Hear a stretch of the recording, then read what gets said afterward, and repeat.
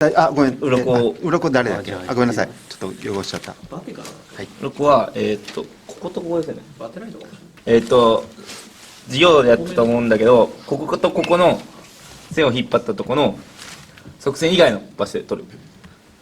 上でも下でも。はい。そんなんじゃ取れないよ。結構力入れないと。一枚掴んでガッて引っ張るとか。取れた？はい。そうなんだよ。案外綺麗に取れた。やめちゃう。あ、でも。りょうさん、実績もらっていいですか？次？あ、見てない。あ、いや、やりたい人みんな。綺麗な方。結構すんなり取れたな、これ。俺が演技してるみたいな。他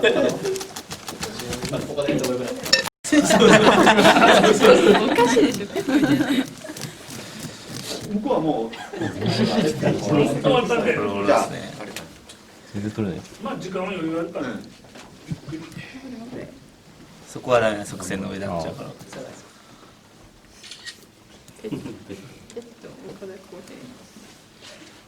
こいつしぶといな。しぶといっすね。頑張れこうで。マジで取れないです。これやってみたら、これね。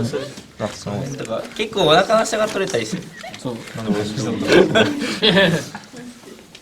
でもお腹に来たじゃん。おい。 C でしょ。 C ですね。大陸。おいおいってるね。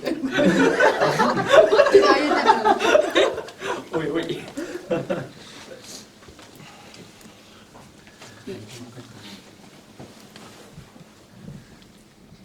採用試験的なやつですか？取れない。ケース分からないよみたいな。採用試験。席どこに？席はシャーレがどこ？来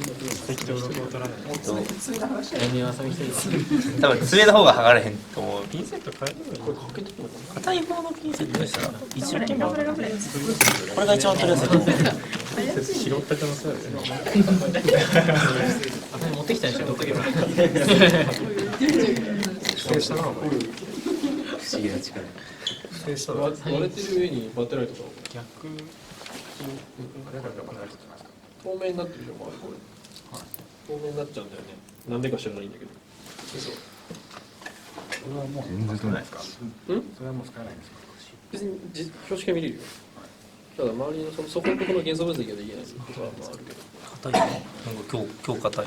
飼育実験とかすると周り透明になっちゃうんですけど、ストレスとか。やりな。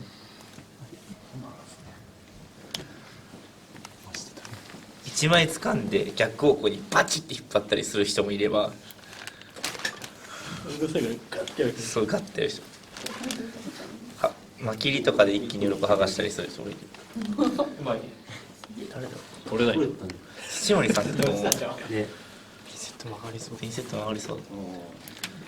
取れない。いけそう。したことあ、いけそう。